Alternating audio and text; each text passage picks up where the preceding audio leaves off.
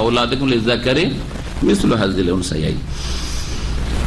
আর মুসনাদ আহমদে রয়েছে জাবের রাদিয়াল্লাহু তাআলা ঠিক আর একটি ঘটনা বর্ণনা করা হয়েছে। এই ঘটনাটি ছিল ঠিক আয়াত নাযিল হওয়ার সময়ের ঘটনা, আর আগেরটি যেটা বুখারীতে রয়েছে সেটা পরে ওই রকম হয়েছিল। এই ঘটনাটি দেখেন বলছেন শানে নুজুলে, মানে এই আয়াত কোন প্রেক্ষাপটে নাযিল হলো। জাআত ইমরাতু সাদ ইবনে রবি, সাদ বিন রবির স্ত্রী আসলো রাসূলুল্লাহ সাল্লাল্লাহু আলাইহি ওয়াসাল্লামের কাছে, ইলা রাসূলিল্লাহ ফাকালাত, এসে জিজ্ঞেস করলো, ইয়া রাসূলুল্লাহ, হে আল্লাহ রাসূল, হাতান ইবনাতা সাদ ইবনে রবি, এই দুটো সাদ বিন রবির মেয়ে আছে, আর এই মহিলা বিধবা হয়েছেন রাদিয়াল্লাহু আনহা। কোতেলা আবুহুমা মা কাফি ইয়াউমে উহুদিন শাহীদান, সুবহানাল্লাহ। এই দুই মেয়ের পিতা আমার স্বামী আপনার সাথে ওহদের প্রান্তে শহীদ হয়েছে, মারা গেছে, মানে আমার স্বামী শহীদ হয়েছে, মারা গেছে। ওয়াইন্না আম্মাহুমা আখাযা মালাহুমা, আর ধন সম্পদ যা ছেড়ে গেছিল এই মেয়ে দুটোর বাপ মানে আমার স্বামী, ওর চাচারা আছে, চাচারা জবরদখল করে নিয়েছে। হ্যাঁ, তারা বলছে আমরা নেব, আর মেয়েদেরকে কেন দেব, আমার ভাই মারা গেছে, মায়ের ধন সম্পদ আমরা নেব। তারা সবগুলি দখল করে ফেলেছে। ফালাম ইয়াদা লাহুমা মালান, এই মেয়ে দুটোর জন্য কিছুই ছাড়েনি তারা। ওয়ালা ইউনকাহানে ইল্লা ওয়ালাহুমা মালুন, আর আপনি জানেন যে বিবাহ শাদী মেয়েদের দিতে গেলে পুরুষরা সাধারণত মানুষ স্বভাব হচ্ছে যে কিছু পাওয়া যাবে কিনা, কিছু পাওয়া যাবে কিনা, একটা হচ্ছে হারাম পাওয়া যাবে কিনা, একটা হচ্ছে হালাল পাওয়া যাবে কিনা, দুটোতে পার্থক্য আছে। আবার হারাম পাওয়া যাবে কিনা হচ্ছে এই যৌতুক, যে নগদ নগদ এখন আমাকে আমার শ্বশুর কি দিবে, মেয়ের বাবা কি দিবে, মেয়ের পরিবার আমাকে কি দিবে, এটা হারাম, এই রুজি হারাম, ভালো করে শুনে রাখেন। এই রুজিতে কোনো বরকত নেই। আর যদি বিশ্বাস না হয় তাহলে যারা যৌতুক নিয়েছেন ভালো করে দেখেন যে আপনার লাইফে বরকত নেই, আপনার ছেলে মেয়ে সৎ হয় না। আজ এমন সময় জানতে পারবেন যখন সংশোধন করার হয়তো আর সুযোগ নেই। জি হ্যাঁ, অসৎ হয়ে গেছে আপনার ছেলেমেয়েরা। কিসের জন্য? ওই যে হারাম রুজি শ্বশুর বাড়ি থেকে জুলুম করে নিয়ে এসেছেন, ওইগুলি খাওয়াইয়েছেন আর নিজে খেয়েছেন, যার ফলে আপনার প্রজন্মে নেক্সট সন্তান জন্মায়নি।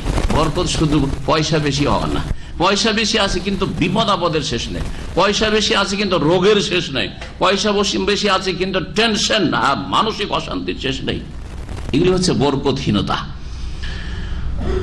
তো এই জন্য হালাল রুজি খাবেন, ওতে বরকত আছে, ওতে সুখ শান্তি আছে, মানসিক শান্তি, শারীরিক শান্তি। আর মত চলে আসলো শান্তি, কারণ আমি হারাম খাইনি, হালাল রুজি খেয়ে আল্লাহর ইবাদত করেছি, আল্লাহ আমাকে মাফ করবেন, মনে শান্তি আছে না নেই? কিন্তু যখন মত চলে আসবে, দুর্দিন চলে আসবে, যেদিন দেখছেন আর বাঁচবো না হয়তো, সেই সময় যদি আপনার টেনশন লাগাতে হচ্ছে, হাই রে এসব অন্যায় খেলাম, পাপ করলাম, অন্যায় কাজ করলাম, শ্বশুর বাড়িতে যৌতুক নিলাম, এখন যদি মারা যায় আল্লাহ মাফ না করে তোমার কি হবে, টেনশন লেগে আছে না নেই? হ্যাঁ জি। তো হারাম খেলে টেনশন আছে, সুদ খেয়েছেন, ঘুষ খেয়েছেন, বেঈমানি করে টেনশন আছে, কিন্তু হালাল খেলে কোন টেনশন নেই। যদি সঠিক জীবন যাপন করেন কোনো টেনশন নেই। কিন্তু কারো যদি হক নষ্ট করে থাকে তো টেনশন আছে যে ওকে ওর উপরে জুলুম করেছি, ওকে মেরেছি, বা ওর টাকা পয়সা বেঈমানি করেছি, ওর টাকা পয়সা ধার নিয়ে দিনি, হ্যাঁ শহরে ঘুরতে গেলে ভয় লাগছে, কি জানি কোন দিক থেকে এসে ধরে না নেয়, টেনশন আছে না নেই? এগুলো বোঝানোর জন্য বলছে, এরকম মানে আপনি আরো বেশি বুঝতে পারবেন এক দুটো উদাহরণ দিলে। তো যারা হারাম খায় তাদের বিভিন্ন রকমের কি থাকে, দুশ্চিন্তা থাকে, আর বিভিন্ন রকম বালা মুসিবত থাকে, শারীরিক, মানসিক, পারিবারিক, হ্যাঁ সব রকমের। তো কি বলছিলাম, এটা হচ্ছে হারাম বিয়ে করার সময় কি হারাম আশা করা, যে যৌতুক পাবো তো বিয়ে করবো, কোনখানে বেশি যৌতুক পাওয়া যাবে। আর একটা হচ্ছে হালাল। হালাল একটা পরিবারে বিয়ে করলেন, এই নয় যে শুধু পয়সাটাকে উদ্দেশ্য বানাবেন, কিন্তু একটা পরিবারে বিয়ে করলেন আর সেখানে ধন সম্পদ জানছেন যে আমার শ্বশুর সাহেবের বা শাশুড়ি ধন সম্পদ আছে, সেখানে মেয়েরা ভাগ পাবে, আপনি ভাগ পাবেন না, মেয়েরা ভাগ পাবে, তো আমার স্ত্রী ভাগ পাবে। আপনার স্ত্রী যদি ভাগ পায় তো আপনার ছেলে মেয়েরা তাতে ভাগ পাবে। এমনকি আপনার স্ত্রী যদি আগে মারা যায় তো আপনারও ভাগ বসবে, আপনি আগে মারা যান তো আপনার ধন সম্পদে আপনার স্ত্রীর ভাগ বসবে, যে বিষয়গুলি আসবে। তো এই আশা করাটা ধন সম্পদের বৈধ না অবৈধ? জায়েজ না না জায়েজ? জায়েজ। কিন্তু এটাকে এক নম্বরে রাখবেন না যে যেই মেয়ের বাবার মায়ের ধন সম্পদ আছে সেই মেয়েকে বিয়ে করব, তাহলে আপনার মধ্যে সততা নেই। জায়েজ আছে কাজটি, কিন্তু এটা খুব ভালো নয়। একজন মুমিনের জন্য এটা উচিত। কি দেখতে হবে? নবী কারীম সাল্লাল্লাহু আলাইহি ওয়াসাল্লাম ফাজফার বিজাতিদ দ্বীন, তুমি দিনদার, হ্যাঁ, আল্লাহ ভীরু মেয়েকে বিয়ে করে ধন্য হয়ে যাও, কামিয়াব হয়ে যাও। এক নম্বরে তাহলে দিন রাখবেন। তারপরে কেউ সুন্দরী বিয়ে করতে চায় সেটাকে প্রাধান্য দেয়, কেউ একটু পয়সাকে প্রাধান্য দেয়, সেটাকে দিনের সাথে সাথে পয়সাও আছে, দিনের সাথে সাথে সুন্দরীও আছে, হ্যাঁ, দিনের সাথে সাথে বংশীয় মর্যাদাও আছে। এগুলি যেমন নবী সাল্লাল্লাহু আলাইহি ওয়াসাল্লাম বলেছেন না, তুনকাহুল মারআতু লিআরবাঈন, মানুষের স্বভাব হচ্ছে 4টা গুণ দেখে বিয়ে করা মেয়েদেরকে। হ্যাঁ, মানুষের স্বভাব হচ্ছে বিয়ে করিও না। আমাদের দেশের অল্প পড়া বক্তাগুলি এই হাদিসের ব্যাখ্যা কি করে যে তোমরা 4টা গুণ দেখে বিয়ে করি। এরা বক্তা, মূর্খ বক্তা। ভালো করে শোনেন, 4টা গুণ দেখে ইসলাম বিয়ে করতে বলেনি, বলেছে তুনকাহু, জি, প্যাসিভ মজহুলের সেগা। বিবাহ সাধারণত করা হয়, শাব্দিক অর্থ করছি, বিবাহ করা হয় মেয়েদেরকে লিআরবাঈন, 4টি গুণ দেখে। ইনকাহু, বিয়ে করে কথা বলেননি, বলেছেন তাজাওয়াজু, বিয়ে করে এরকম বলেননি। তুনকাহুল মারআতু, মেয়েদেরকে সাধারণত বিয়ে করা হয় লিআরবাঈন, 4টি বৈশিষ্ট্য দেখে বা গুণ দেখে। লিমালিহা, হ্যাঁ, ওয়া লিহাসাবিহা, ওয়া লিজামালিহা, ওয়া লিদীনিহা ফাজফার বিজাতিদ দ্বীন। জি, লিমালিহা, হ্যাঁ, ধন সম্পদ কেউ দেখে, কেউ দেখে বংশ মর্যাদা, দেখে ভালো একটা বংশে ঢুকতে পেরেছি, দুনিয়ার দিক থেকে অথবা দিনের দিক থেকে ভালো পরিবার, একটা সম্মানিত পরিবার বিয়ে করতে পেরেছি। কেউ দেখে আবার জামালিহা, সুন্দরী, আমি সুন্দরী মেয়ে একটা চাই। হ্যাঁ, এক একজনের এক এক রকমের মন মানসিকতা। ওয়ালে দীনিহা, আর দিন দেখে বিয়ে করে। ফাজফার আইয়ুহাল মুসলিম, কিন্তু হে মুসলিম তুমি ফাজফার, তুমি সাকসেস হয়ে যাও, সফল হয়ে যাও, বেজাতিদ দ্বীন, দিনদার মেয়েকে বিয়ে করে। কোনটা নির্দেশ দিয়েছেন? দিনদার মেয়েকে বিয়ে করার নির্দেশ দিচ্ছেন। কিন্তু তার সাথে যদি লোভ লালসা ছাড়া কিছু চলে আসি, হ্যাঁ, সৌন্দর্য চলে আসলো, মাশাআল্লাহ সুন্দরীও পেয়েছেন, বংশীয় মর্যাদাও মাশাআল্লাহ পেয়েছেন, আর ধন সম্পদ ভাগে আপনার স্ত্রী পেয়েছে, বাপ মার কাছ থেকে পাবে বা পেয়েছে, ভালো কথা, দোষের কথা, ঠিক না? এই বিধবা মহিলা সাদ বিন আবির স্ত্রী বললেন যে আমার মেয়ে দুটো যে বিয়ে দিতে যাবো, তো পয়সা না থাকলে যদি এদের জমি জায়গাগুলো সবার চাচারা কেড়ে নিয়ে যায়, তাহলে কেউ বিয়ে করতে যায় মেয়েগুলোকে? কিন্তু যদি এই জমি জায়গা সম্পদগুলি থাকে তো বিয়ে করবে আগ্রহ করে। কালা বললেন তো নবী সাল্লাল্লাহু আলাইহি ওয়াসাল্লাম, কালা বর্ণনাকারী বলছেন ফাকালা, তখন নবী সাল্লাল্লাহু আলাইহি ওয়াসাল্লাম বললেন ইয়াকদিল্লাহু ফি যালিকা, শীঘ্রই আল্লাহ এই বিষয়ে চূড়ান্ত ফায়সালা করবেন, মানে আল্লাহ কোন ওহীর বিধান নাযিল করবেন। এখনো নাযিল হয়নি, তার মানে বিধান যে মেয়েরা বাপের ধন সম্পদে কি পাবে না পাবে এটা নবী সাল্লাল্লাহু আলাইহি ওয়াসাল্লামকে এখনো জানানো হয়নি, মিরাসের আয়াত নাযিল হয়নি। কালা বলছেন ফান্নাজালাত আয়াতুল মিরাস, তখন মিরাসের আয়াত নাযিল। মিরাস, মিরাস শব্দটি যখন আসলো তখন একটু শব্দ আপনাদেরকে শিখায়, আরবি শব্দ। একটা হচ্ছে মিরাস, হ্যাঁ, বাংলাতে এটা ব্যবহার করি, অনেকে করেন না, করেন না।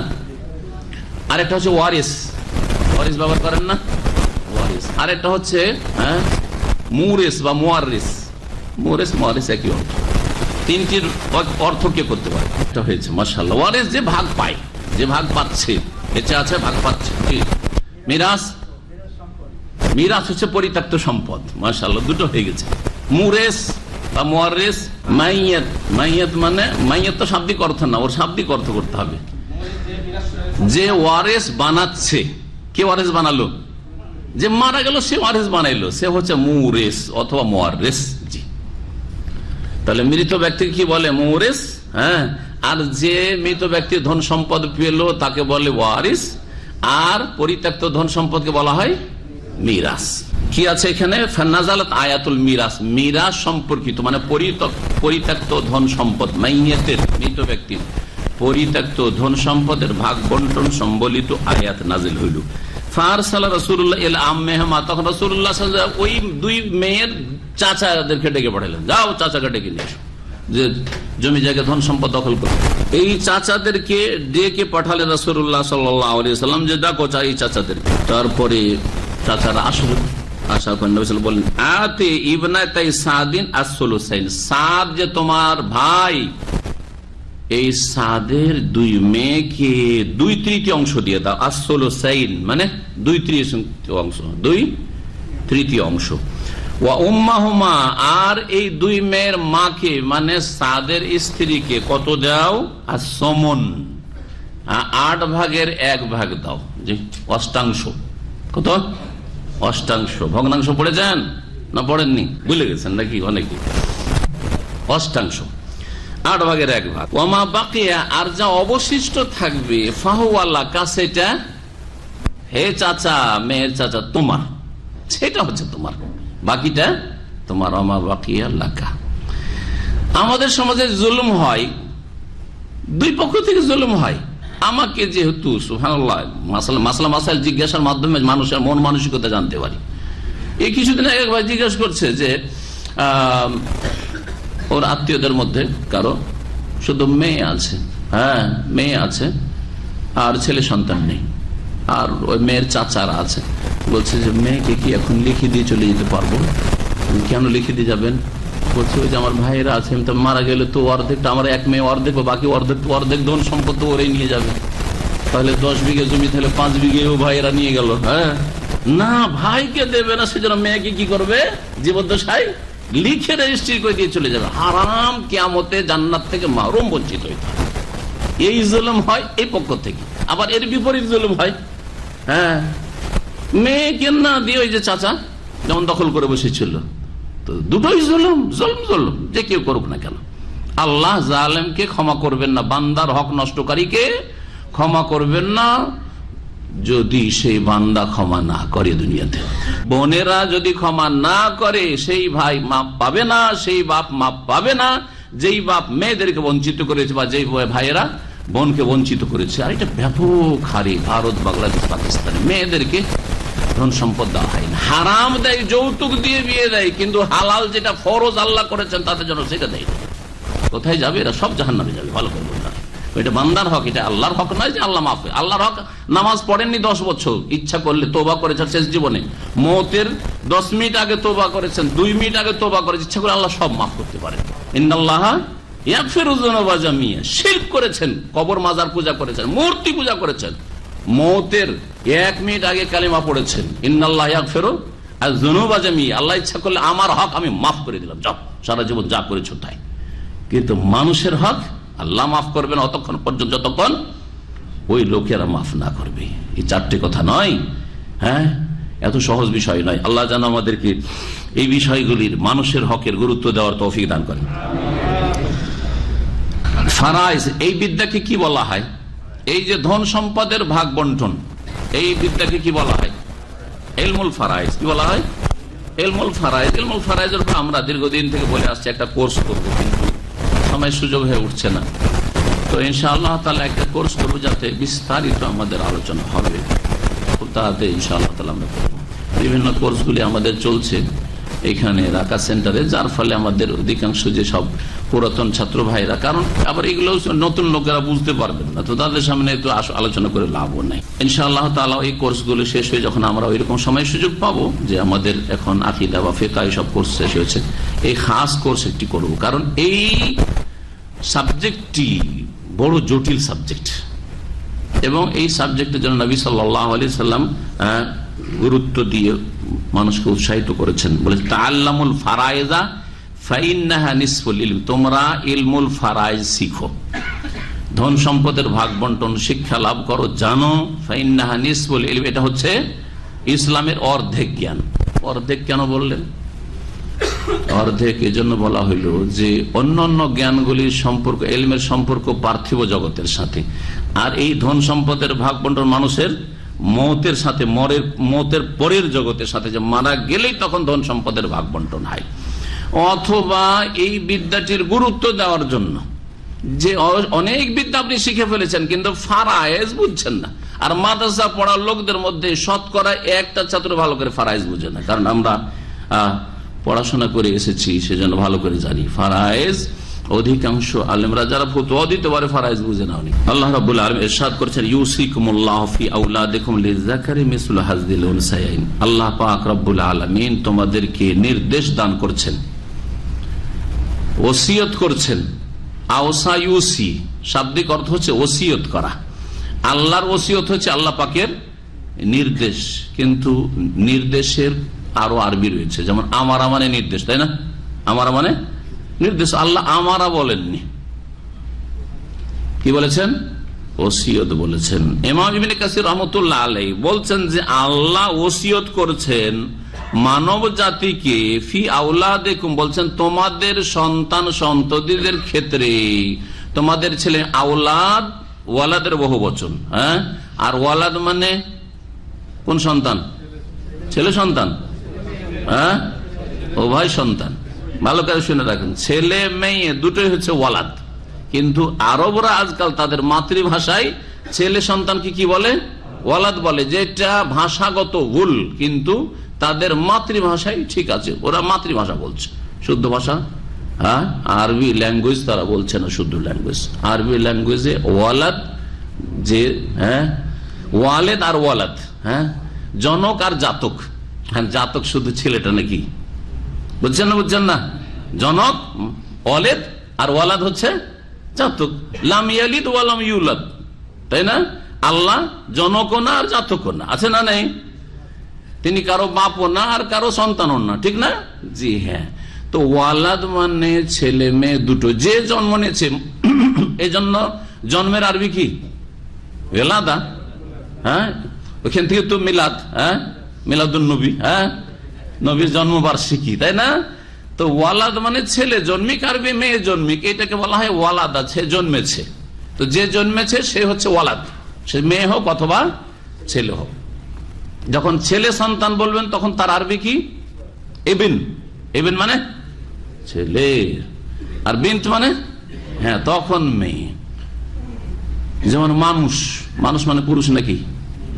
মহিলা মানুষ না? তো ইনসান মানে কি? যে বলি ইনসান, মহিলা ইনসান কি ইনসান নয়, তো কি বলবেন? মহিলা ইনসান। ভাই আপনি ইনসান, মহিলাও ইনসান, তাই না? কিন্তু যখন রাজুল বলবো, রাজুল মানে পুরুষ লোক, আপনারা রাজুল। যখন ইমরা বলবো তখন মহিলা, তাই না? ঠিক ওই রকমই। তো আল্লাহ বলছেন তোমাদের আওলাদ মানে ছেলে মেয়েদের ক্ষেত্রে আল্লাহ তোমাদেরকে ওসিয়ত করছেন, নির্দেশ দান করছেন। আল্লাহ যে ওসিয়ত করছেন, নির্দেশ দান করছেন, এই কথা বলা হয়েছে। এতে যেন ইঙ্গিত করা হয়েছে, মুফাসসিরিনগণ এখান থেকে একটি সূক্ষ্ম বিষয় ইস্তেমবাত করেছেন, সেটা হচ্ছে যে মহান আল্লাহ রাব্বুল আলামিন মানব জাতির ওপর বা আপনার ছেলে মেয়েদের ওপর আপনার চাইতে, আপনার স্ত্রীর চাইতে, ছেলের বাবার চাইতে, ছেলের মায়ের চাইতেও বেশি দয়ালু। কেমন করে? আপনার ছেলে মেয়ে, আর যদি আমি আপনাকে নসিহত করি ছেলে মেয়েগুলোর যত্ন নেবেন, ছেলে মেয়েগুলোকে ভালো শিখাবেন, ছেলে মেয়ের সাথে ভালো আচরণ করবেন না, তাহলে আপনার ছেলে মেয়ে দরদি কিনা? আমি হ্যাঁ বলেন না, দরদি কিনা? তো আল্লাহ রাব্বুল আলামিন তার আরশ আজিমের ওপর থেকে মানব জাতিকে বলছে, দেখো তোমাদের ছেলে মেয়ে, কিন্তু আল্লাহ নির্দেশ দিচ্ছেন, হুকুম, যে তোমরা এর বিরুদ্ধাচরণ করবে না। হুকুম আল্লাহ পাক রব্বুল আলামিন। আল্লাহ দয়ালু কিনা? আরহামুর রাহিমিন। এই জন্য প্রিয় নবী মুহাম্মদ রাসূলুল্লাহ সাল্লাল্লাহু আলাইহি সাল্লামের যে হাদিস রয়েছে, সহিহ বুখারীতে হাদিস রয়েছে, এক মহিলা বন্দী হয়েছে যুদ্ধের মাঠে, জিহাদের ময়দানে।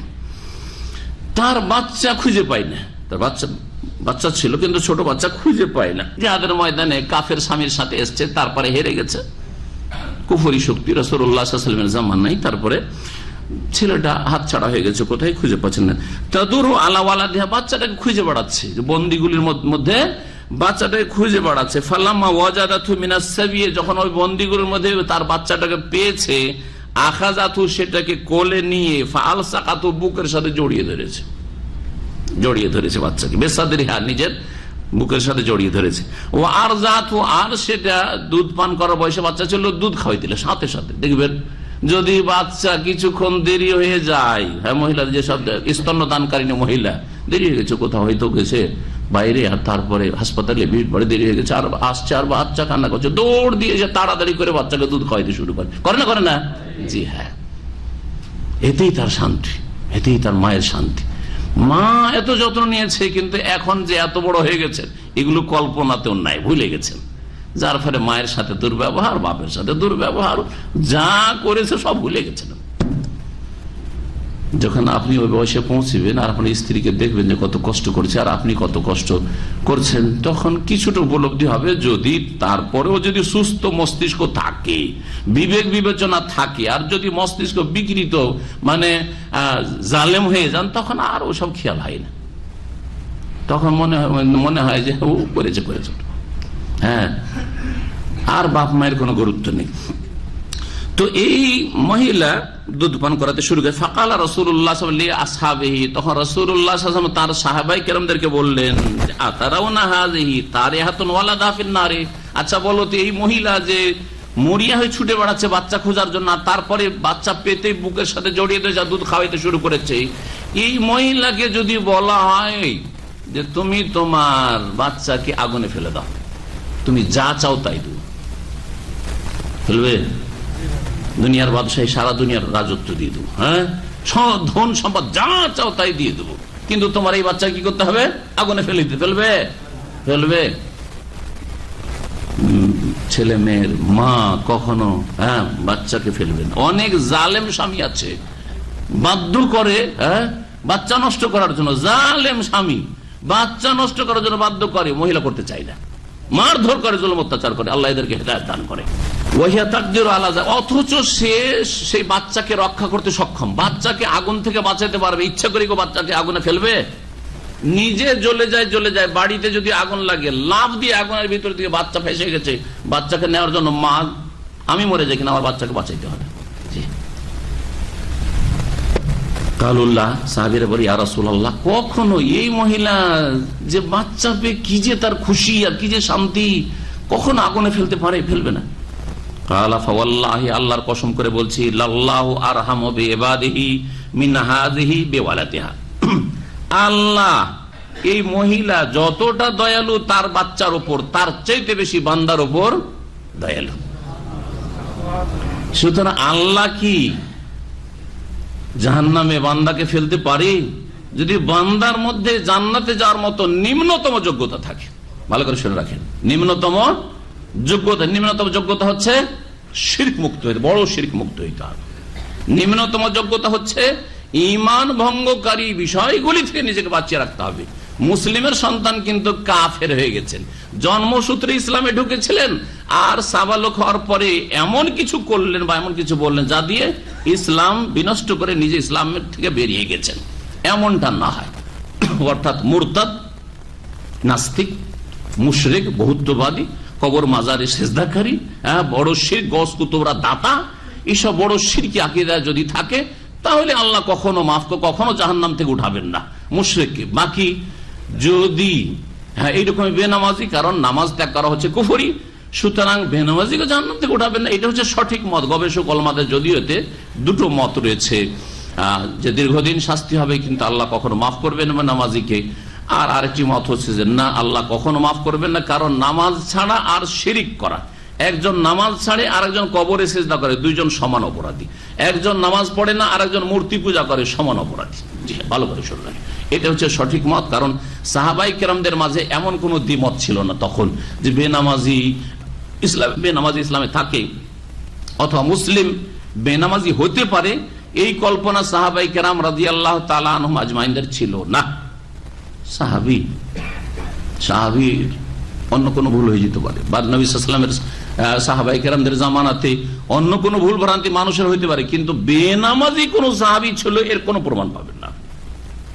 জি, এবং তাদের ইজমা ছিল যে কানু লা ইয়ারাউনা শাইআম মিনাল আমালি তারকুহু কুফরুন গায়রা সালাহ, সাহাবাই কেরামগণ কোন আমল ছেড়ে দিলে কাফের হয় এটা বিশ্বাস করতেন না, গায়রা সালাহ ব্যতিক্রম নামাজ, একমাত্র নামাজের ক্ষেত্রে। তো এটা ইজমায়ে সাহাবা, ভালো করে মনে রাখবেন। সুতরাং ইজমায়ে সাহাবার পরে যদি ফুকাহায়ে কেরামগণ পরে কেউ ইখতিলাফ করে যে না রে ভাই রাসূল কাফের বলেছেন, কিন্তু এটা ছোট কাফের, বড় ফাসিক, বেনামাজি ফাসিক, এগুলো তাদের ব্যাখ্যা, কিন্তু সাহাবায়ে কেরামদের ব্যাখ্যা এবং তাদের ঈমানি বিশ্বাস যে বেনামাজি মুসলিম হয় না, আর বেনামাজির সংখ্যাই বেশি মুসলিম সমাজে, যার ফলে আল্লাহ পাকের আযাব মুসলিম জাতির উপর।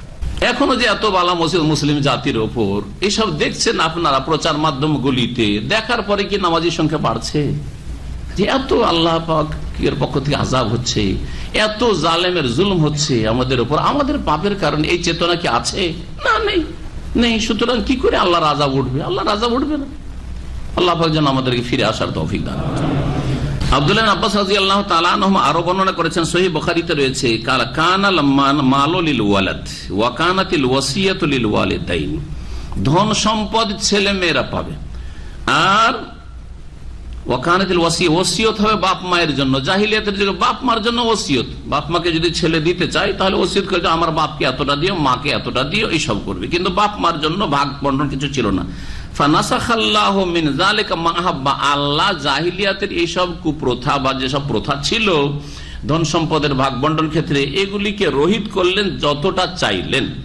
ফাজাআলা লিযাকারি মিসলা হাযিল উনসা, তারপরে পুরুষ সন্তান আর মেয়ে সন্তান, কন্যা সন্তান, ছেলে সন্তান আর কন্যা সন্তানের মাঝে কিভাবে ভাগ করলেন? যদি আপনার ছেলে সন্তানও থাকে আর মেয়ে সন্তান থাকে তাহলে মেয়ের দ্বিগুণ ছেলেকে দিলেন। লিযাকারি, ছেলেকে দান করলেন আল্লাহ পাক ভাগ করে মিসলা হাযিল উনসাইন, দুই মেয়ের সমান। ওয়াজআলা লিল আবাওয়াইন, আর মাতা পিতার জন্য প্রত্যেকে সুদুস এবং সুলুস, কোন কোন অবস্থায় ষষ্ঠাংশ 6 ভাগের 1 ভাগ, কোন কোন অবস্থায় তৃতীয় অংশ 3 ভাগের 1 ভাগ। ওয়াজআলা লিজাওজাতে, এবং স্ত্রীকে দুটো অবস্থায়, কোন অবস্থায় অষ্টাংশ 8 ভাগের 1 ভাগ, কোন অবস্থায় রবع 4 ভাগের 1 ভাগ, চতুর্থাংশ। আর স্বামীর জন্য এর দ্বিগুণ, স্ত্রীর দ্বিগুণ। তার মানে কোন কোন অবস্থায় অর্ধেক ধন সম্পদ পাবে স্বামী স্ত্রীর, স্ত্রী মারা গেলে আগে, আর কোন কোন অবস্থায় কি পাবে? চতুর্থাংশ পাবে। এই বিষয়গুলি আসবে, যেটা আব্দুল্লাহ বিন আব্বাস রাদিয়াল্লাহু তাআলা আনহুমা এখানে উল্লেখ করেছেন সহিহ বুখারীতে। এখন আয়াতের তাফসীর শুরু করি। আল্লাহ বলছেন, আল্লাহ পাক তোমাদেরকে নির্দেশ দান করছেন, ফি আওলাদিকুম, তোমাদের ছেলে মেয়েদের ক্ষেত্রে, লিযাকারি মিসলু হাযিল উনসায়াইন, যে তোমরা পুরুষ সন্তানকে দেবে ধন সম্পদ থেকে মিসলু হাযিল উনসায়াইন, 2 মেয়ের অংশের সমান, 2 কন্যার অংশের সমান। 2 মেয়ে, তাহলে যদি কারো কাছে 1 লাখ টাকা থাকে ইন্তেকালের সময়, একটা ছেলে আছে 2 মেয়ে আছে, তাহলে সহজ এইভাবে ভাগ করবেন, কি 50,000 ছেলে আর মেয়ে দুটোকে 25-25 করে 50,000। আজকালকার বাপ মা মনে করে আমার সন্তান শুধু ছেলেটা, আরে 50,000 টাকা জামাইরা নিয়ে চলে যাবে, 50,000 টাকা আমার মেয়েরা নিয়ে চলে যাবে, ছেলেটা গরিব হয়ে যাবে। জি, এগুলি শুধু আমি মুখস্থ কথা বলছি রে, এক বুড়ো ছোট কালকার কথা এখনো টেপ হয়ে আছে, মানে রেকর্ড হয়ে আছে আমার মগজে, বলছে। আর এগুলি হচ্ছে আমাদের দেশের বাপ মায়ের চরিত্র আর ইমান। বলছে যে যদি আমার ছেলে গরিব হয়ে যায়, খেতে না পায়, আমার নাতিরা পোতারা যদি খেতে না পায়, তো দুর্নাম হবে আমার, বলবে যে অমুকের নাতি খেতে পায় না, অমুকের ছেলে খেতে পায় না। আর আমার মেয়ে যদি খেতে না পায়, আমার নাতিরা মানে মেয়ের ঘরের যেগুলো সন্তান সেগুলো যদি খেতে না পায়, তো আমার বংশের তো হইলো না, আমার তো দুর্নাম হবে না। দেখছেন কি জাহিলিয়াত, কি জাহিলিয়াত দেখছেন, রেকর্ড হয়ে আছে এখনো। জি, সব পরিচিত লোক যাদেরকে চিনি, দুনিয়া থেকে চলে গেছে যারা, তাদের আল্লাহ যেন মাফ করেন। জি হ্যাঁ, কিন্তু বান্দার হক ওই লোকগুলি মাফ না করলে মাফ হবে না, যতই দোয়া করি মাফ হবে না। কথা বুঝতে পেরেছেন? যেখানে আল্লাহ পাক শর্ত লাগিয়েছেন, মাফের শর্ত পুরা না হলে মাফ হবে না।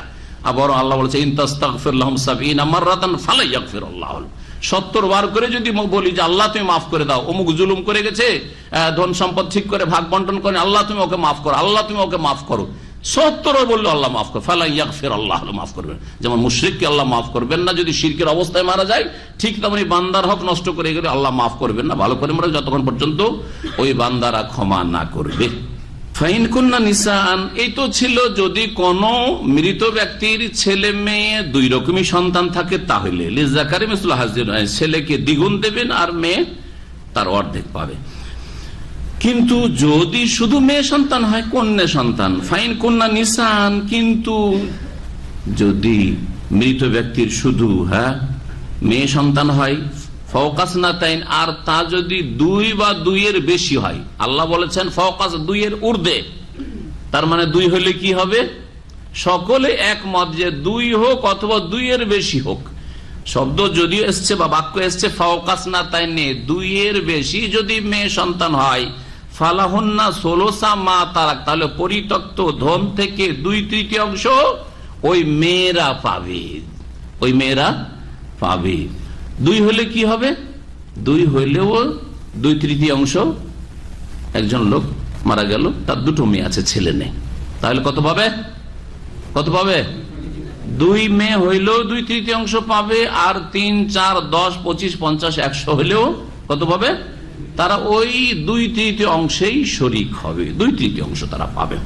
কিন্তু আল্লাহ ফাওকা শব্দটি বলেছেন, একদল মুফাসসিরিন বলেছেন ফাওকা শব্দটি এখানে জায়েদা, অতিরিক্ত, কিন্তু আরেক দল তাফসীরকাররা বলছেন না, কোরআনে কোনো জায়েদা নেই, কোরআনে কোনো অতিরিক্ত নেই, কোরআনে কোনো অতিরিক্ত শব্দ নেই। 2 এর ঊর্ধ্বে যদি হয় তাহলে 2, আর 2 এর বিধানটি রাসূলুল্লাহ সাল্লাল্লাহু আলাইহি ওয়াসাল্লাম সাহাবায়ে কেরামরা রাসূলুল্লাহ সাল্লাল্লাহু আলাইহি ওয়াসাল্লাম শিখেছেন। সুতরাং 2 এর বিধানটিও এই 3 এর মতো বা ততোধিক, 3 এর বেশি থাকলে বা 3 থাকলে।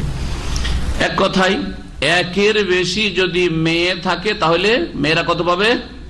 2/3। জি, ফালাহুন্না সোলোসা মা তারাক। বাকি থেকে গেল কত ধন সম্পদ? 1/3। 1/3 এখন কাকে দেওয়া যাবে?